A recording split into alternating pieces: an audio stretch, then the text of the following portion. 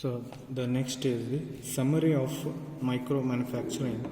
So far you have learnt the three techniques. One is the bulk micro manufacturing, surface micro machining, and the Liga process.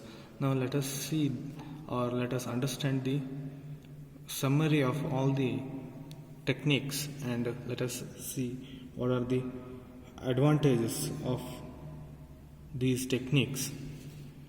So let us coming to the first one, the bulk micro manufacturing.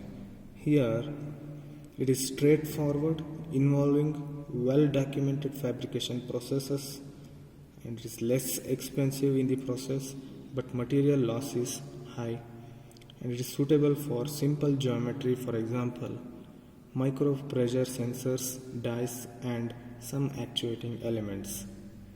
But it is limited to low aspect ratio in geometry, that is, the surface dimensions are much greater than that of the depth. So this is because the overall height of the microstructure is limited by the thickness of commercially available silicon wafers. So this is a gist about, or you can say the summary about bulk micro manufacturing. Next is the surface micro machining. Here it requires the building of layers of materials on the substrate. Its complex masking design and productions, etching of sacrificial layer is necessary. Process is tedious and more expensive, and there are serious engineering problems such as interfacial stresses and stiction.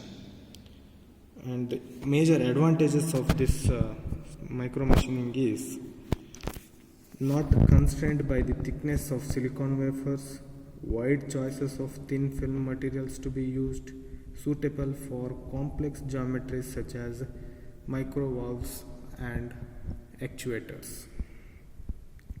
So these are some advantages. Next, the last one, the Liga process. So this process is the most expensive process of all. Requires a special synchrotron radiation facility for deep X-ray lithography, and it requires the development of micro injection molding technology and a facility for mass production purposes. But the major advantages are virtually unlimited aspect ratio of the microstructure geometry, flexible microstructure configurations and geometry, only one of the three techniques that allows the production of metallic microstructures, and the last advantage is the best of the three manufacturing processes for mass production with the provision for injection molding. So these are the some gist about these three techniques. So if they ask, write a short note on the micro manufacturing techniques, then you can just write these gist. Or if they in detail, if they ask separately explain each technique, then with the diagrams you need to explain. Otherwise, if they ask only to write the short notes or brief about these three techniques, then you can just write the summary.